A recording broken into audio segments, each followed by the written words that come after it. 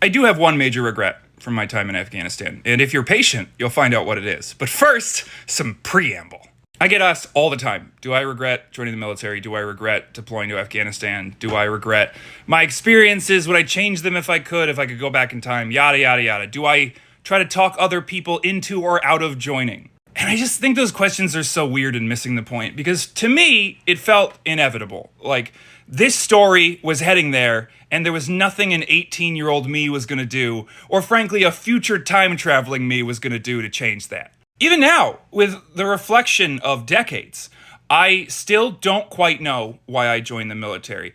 Was it the combination of 5 years of propaganda after 9/11 that convinced me it was the only way to be a hero? Was it the $20,000 that was offered to a kid that had no concept of money? Was it the lies my recruiter was spinning about how I would never deploy and I would use the National Guard as a stepping stone into an officer track? And then there's the weirdly uncomfortable fact that even as a little child, most of the time when I played pretend about war. I was obsessed with war video games. I was obsessed with war literature. To me, it feels like I've been drawn to war since I understood the concept of it. And the mushrooms I took to try to fix all this agree with me in that regard.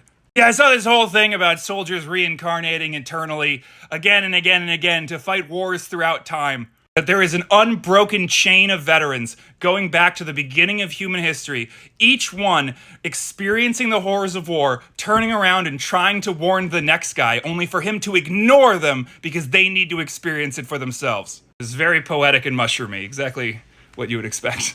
And even if I did have a choice, if the mushrooms are wrong and I just decided I wanted to do this, I wouldn't change that decision now. I'm proud of what I did. You can hate war and be proud of your experiences in the war, because I was and am. I was a medic. I don't see anything wrong with what I did at all. Being a medic embedded with the infantry is one of the greatest prides of my life, and nothing will ever change that. Because I was a non-combatant. According to Geneva Conventions, I wasn't even part of a team. I was just there to do emergency medicine. I was a non-combatant emergency medical provider who was, by orders of said Geneva Convention, to render aid to anyone and everyone who required it of me. I was not only trained by the United States military, but I used my time in between my training and my deployment to get certified as a civilian paramedic. In fact, I was one of the youngest ever in the state of Connecticut to receive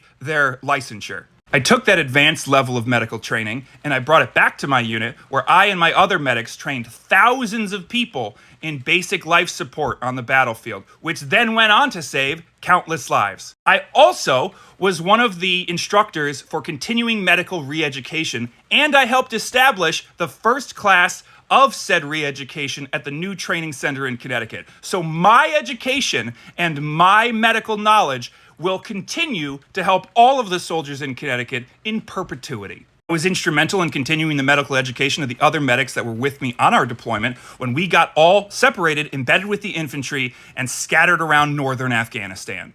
I personally was deployed to a heavy weapons unit where I received a combat medical badge, which is the only award that I care even a little bit about. Because the combat medical badge is a badge that is only awarded to medics embedded with the infantry who perform medicine while under direct enemy engagement. It is one of the most difficult medals in the Army to get, simply because it requires all of those things to be a prerequisite. There are 3 combat badges awarded in the military. There's the combat infantryman badge, there's the combat medical badge, and then there's the one that they invented for the Iraq War called the combat action badge, which they give to everybody that is not infantry or medics who are in combat, because that's happening more and more and more now that we don't fight traditional wars. I didn't just do emergency medicine, I was also my platoon's nurse, doctor, dentist, and psychiatrist, and they got so comfortable talking to me about their problems that even now, 13 years after we deployed, I still regularly field phone calls from people either asking for medical advice or who need to be talked down off a ledge. And quite frankly, I'm very proud of my success rate. I also help the people under my command obtain Purple Hearts because it's very difficult to do that. The military doesn't like to muddy up awards that they give to the officers simply for putting boots on the ground by giving it to people who earned them in combat. So it's instrumental, the paperwork that medics write, in order to get people the awards that they deserve. Ironically, me being the guy that made sure the rest of my platoon got their Purple Heart paperwork in is the same reason that I do not have a Purple Heart, even though I have brain damage from explosions in the war because according to the US government, medics can't write their own paperwork. Even though I was the only medic around.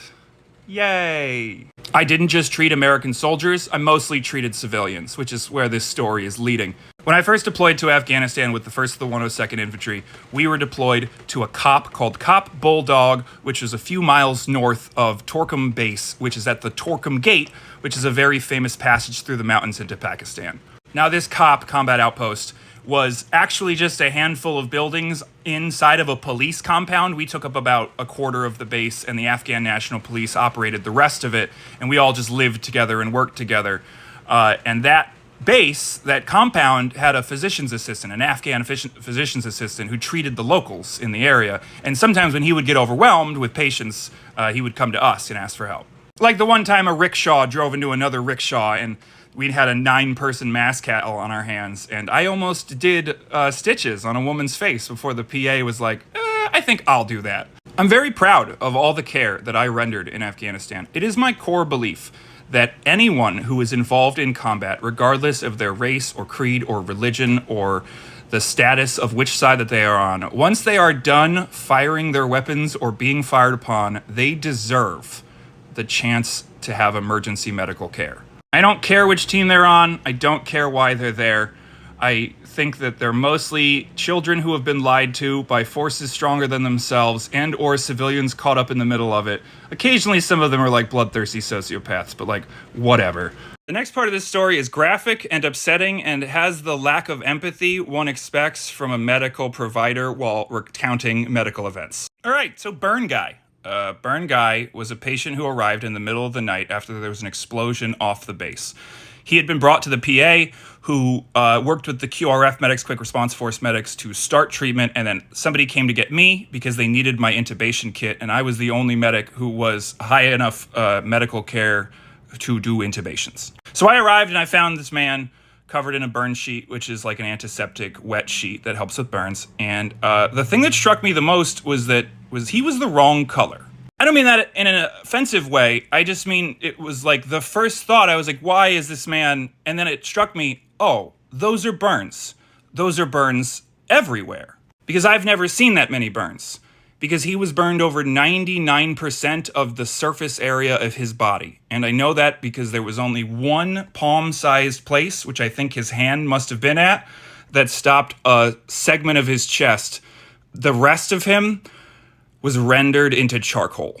I somehow got an IV through his non-skin, and we started running fluids and morphine, and I gave him more than the appropriate amount of morphine, but he was still in quite a bit of pain and begging for water. And we had been taught we're not supposed to give water because he was probably going to have to go to surgery.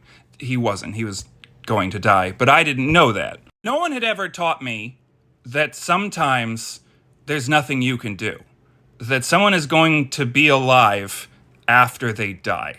So I moved heaven and earth for this man. I got a medevac, which isn't normal for the civilians. They usually get treated through their own system. Medevac showed up. I got confused for the guard that they thought they were going to put on this guy, and I got brought to the hospital in Jalalabad with him, and the doctor came out, and he saw this man with 99% of his body burned, and he said, "Why did you bring this person here?" And I was like, "Sorry." And he looked over and saw me, and I think he had a look of like regret, not for me, but for the system. And he just ordered them to give him as much morphine as he needed to make this a more comfortable transition. And that was that.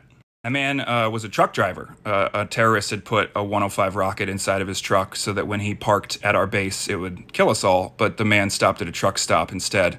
And, it went off.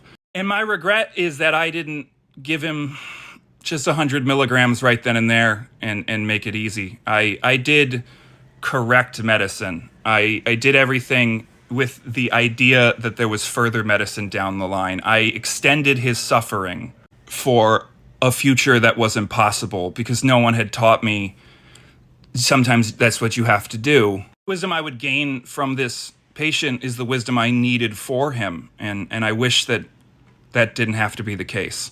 I wish I didn't waste time flying him halfway across Afghanistan just to give him more of the medicine that was already in my pocket. And more than anything in the world, I wish I could stop remembering what that smelled like.